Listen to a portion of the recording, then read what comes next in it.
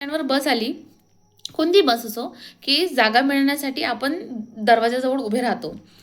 तर बसमधून उतरणारे शहाणे लोक काय म्हणतात माहिती आहे? बस तर पूर्ण खाली आहे. आम्हाला माहीत नाही बस खाली आहे. बस स्टँडवर आल्यावर तर खालीच होणार आहे ना.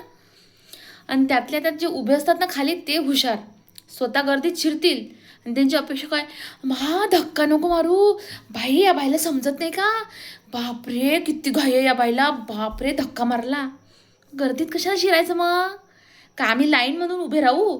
12वीपर्यंत राहिलो आम्ही लाईनीत उभे, आता आम्ही लाईनीत उभे राहत नाही. आणि त्यातल्या त्यात जे रुमाल वगैरे हे टाकतात ना ते लोक त्याच्यात हुशार.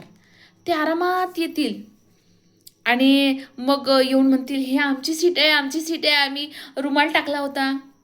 त्यांना एकच म्हणायचं, तुमचा रुमाल जाऊन कंडक्टरच्या किंवा ड्रायव्हरच्या सीटवर टाका, जा, आम्ही जागा देणार नाही. तुम्ही पण अशी जागेसाठी भांडण केलेत का? मला कमेंट करून नक्की सांगा. बाय.